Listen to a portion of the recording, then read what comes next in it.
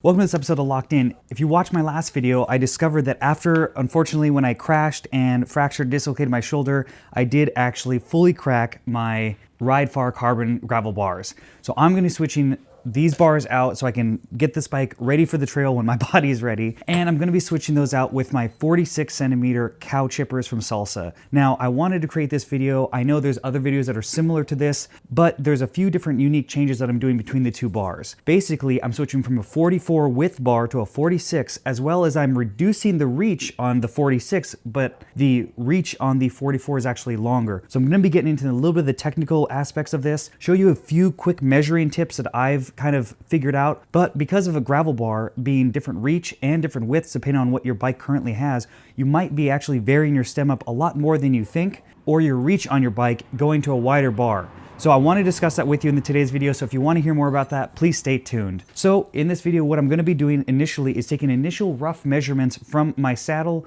to my hoods as well as my stem for reference, and then I'm going to be swapping them out directly with these cow chipper 46 bars, taking those same measurements and seeing kind of where I end up, and then seeing if I do need to increase the stem length at all. So let's bust into measuring these up, and I'll be discussing the numbers on these bars so you have a frame of reference. So first off, these are the Ride Far carbon gravel bars. These I do have a full review on my YouTube channel, and I'll put that in the link in the description below. But these bars are essentially 44 centimeters width center to center, and they have about an 80 millimeter reach at the top. So that's going to be my baseline for this. Now I have been fitted, so I know my saddle fore and aft position and saddle height is absolutely correct. So I'm going to be taking this, basically making sure that the wheel stays straight and measuring a few different key points. Now these are not super scientific because there are no real hard points on this bike when measuring this, because again, you're not just taking your stem length that you usually would do when doing a bar swap, you're also factoring in the bar width. So typically when you go wider, you need to bring your bars in. But again, since I am shortening the reach on my 46s, I think I might be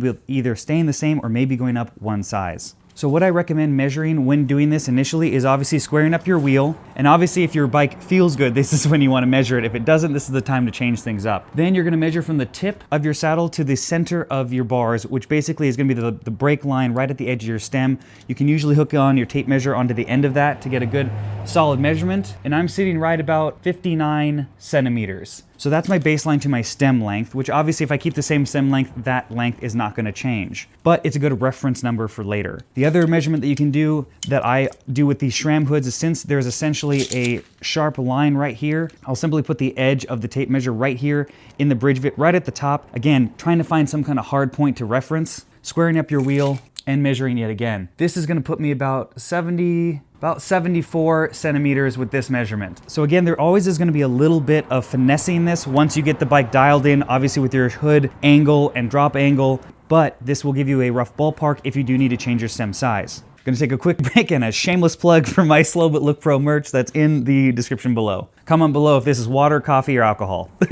So after those measurements are done, put those in your phone, write them down on a piece of paper, and then we can start removing everything off the front of this bike. Also, you want to keep in mind, if you are doing this to a stock bike, if you go a lot wider on the bar, make sure that you have plenty of spare cabling available, because you might actually go too wide and not be able to actually turn the bike, or might have to recable it, which is obviously a lot bigger expense. So keep that in mind, not to go too much wider. Now, typically on stock bikes, they are going to have quite a bit of cable length.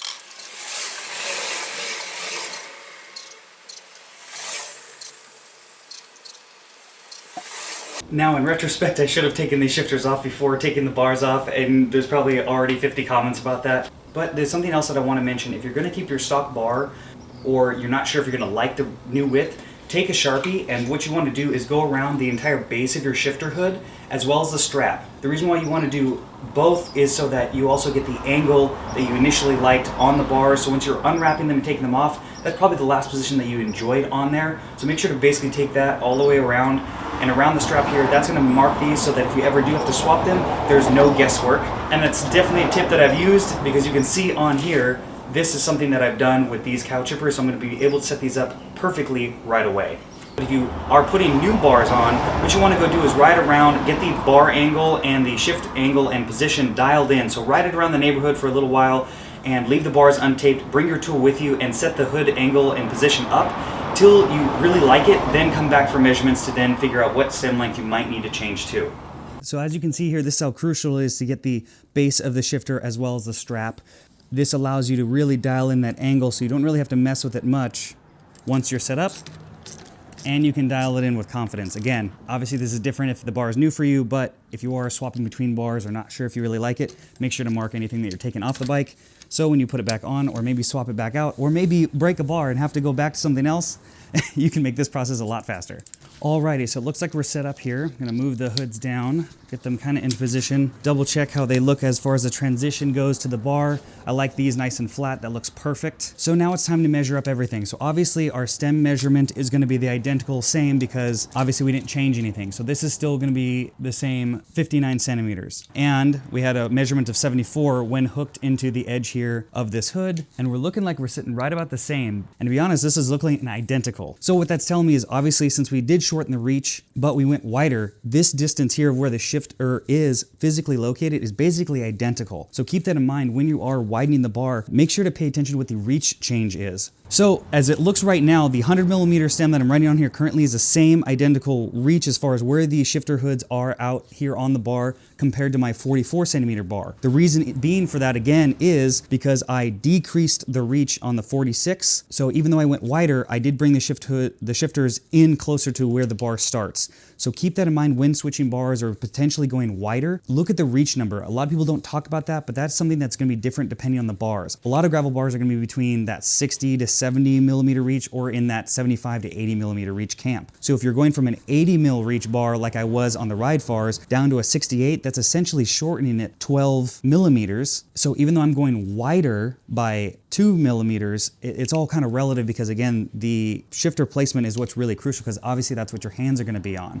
So keep that in mind when doing it. So let's say you have a 44 centimeter bar with an 80mm reach. If you go to a 46mm bar with an 80mm reach, you're probably going to want to shorten the stem. Now vice versa, like this scenario, I went wider with the bar but shortened the reach where that allowed me to keep the stem. So that might be something you want to do to save yourself some money because you don't have to change out another part. And especially with these Redshift stems that I do have, these are very pricey. So if I did have to switch those out, it's a lot more money invested into a new bar setup on top of the cost of the bar. And obviously the opposite is going to apply. If I went narrower and shorter reach, I'm going to probably want to lengthen the stem. So all these things are kind of relative. A lot of people talk about going wider and you're just always going to shorten the stem. But as you can see in this case, it's not always the case because you want to look at the reach because that basically dictates the distance that your shifter is going to be away from basically where your bar is going to start in the clamping zone. So these are all things to consider. I hope you guys like this video. I know it's a little bit different style and I've been kind of experimenting with the channel a little bit more, but I want to do this kind of informative video that's really honestly live just to see that there are a lot of things to consider when swapping out bars, especially with gravel. There's so many different factors to handlebar choices that this all is very relative information that I wanted to share with everybody. So I hope you like this video. Please make sure to subscribe to this channel and turn notifications on if you haven't already. You can follow me on Facebook and Instagram. Links are in the description below. I do apologize for the audio dropout. Apparently my recorder decided not to record for part of this, so you can also support the channel via my Spreadshirt link, which is going to be in the description below, with cool Slow But Pro merch as like this coffee mug, as well as a t-shirt and riding moisture wicking t-shirt for men and women, as well as you can support the channel via Pateron, where I do offer cool bike consultation perks at the top 2 tier levels. And thanks for watching another episode of Locked In. Let's get locked into